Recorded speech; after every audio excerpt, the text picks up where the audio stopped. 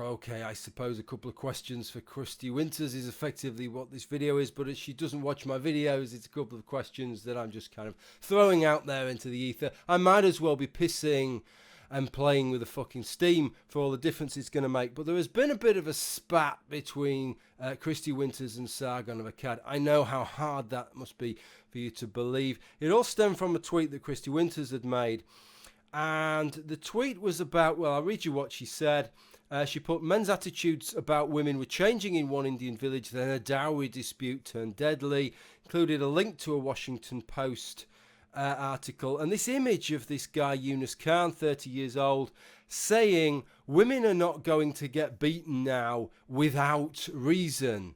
And as soon as I saw that tweet that she'd made, because I follow her on Twitter, immediately I went into kind of flippant sarcastic mode myself, because I suppose it's in that great British sort of comedy tradition of, I suppose, have I got news for you, sums it up over the last couple of decades, but a whole slew of political satirical comedy shows on Radio 4 and on the television, which you see something like that and you just want to make a very lippy, flippant response, the same as if it said something like plantation owners have decided to keep the numbers of slaves they hold down to a bare minimum. You know, you really want to say something like, well, that's really great that they're minimizing the number of black Africans that they're going to enslave. I entirely endorse their sentiments there, right? And so the same kind of thing here.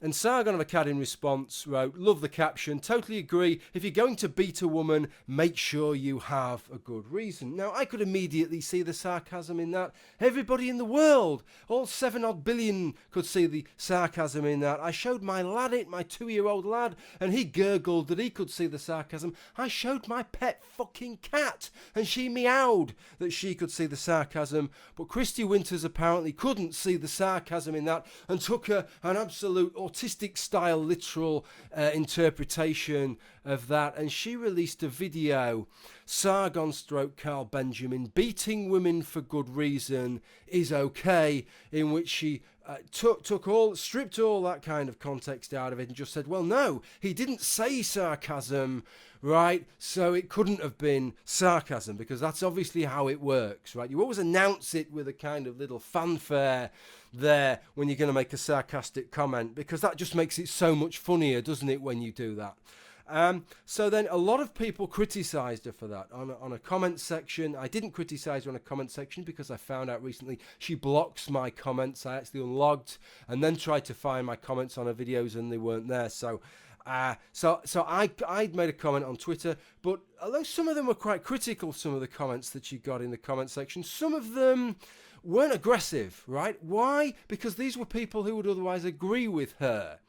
And they were saying, look, I hate Sargon of Akkad as much as you do, Kristi, but really, you know, I think you've maybe got the wrong end of the stick here. I'm pretty certain he was being sarcastic with this. Anyway, as a response to that, Kristi Winters has made another video, Sargon doesn't understand sarcasm in writing, in which she's gone scouring the net for guides on sarcasm to prove to us all they couldn't possibly have been being sarcastic. And again, people that are on her side are saying, Kristi, skag cowboy, who is very devout on her side, right, and can't stand, despises Sargon of Akkad, saying, Kristi, I think you're making us look a little bit bad here, right, the way that you're handling this. It's obviously sarcasm. And yet still Kristi isn't prepared to admit it. Still, she's digging her fucking heels in with regard to this. Okay, so that brings you up to date there. You take from that what you will. The point that I want to make is this. It's two questions effectively aimed at Kristi, but like I say, I might as well piss and play with the steam for the difference that will make, because she doesn't watch my videos. She studiously makes sure she avoids them. So these would be the questions if you were watching this video, I suppose. The first one is that Kristi Winters, right, of all the people, of all my years on YouTube, there is only one person I've ever heard start trotting out the principle of charity and start telling us all how we should be adopting it. It's the principle that she always adopts in her dealings with other people. In fact, let me play you the clip of her doing it. And the thing that I try to approach, especially when I'm doing an academic piece of work is this principle of charity, which comes from philosophy. And you can see where this quote comes from. It says, in philosophy and rhetoric, the principle of charity requires interpreting a speaker's statements to be rational, and in the case of any argument, considering its best, strongest possible interpretation. Because if you take somebody's arguments seriously and you present them the most robust that you can, and take that charitable view of understanding a coherent argument that they're making, then when you come to make an argument, you have to make a much better argument in order to then explain why that view is wrong. Okay, so you've heard that from the horse's mouth. Riddle me this one, because this is an absolute head fuck. Okay, that on the one hand you have almost everybody on both sides, whether they love Sargon or hate Sargon, saying the most reasonable explanation here, judging by what he said, is that he's being sarcastic. And then on the other side you have Kristi Winters taking the least charitable explanation possible and saying, no, he's advocating for beating women up here. He's being deadly serious, right? And yet, who is the one who touts and trumpets the principle of charity?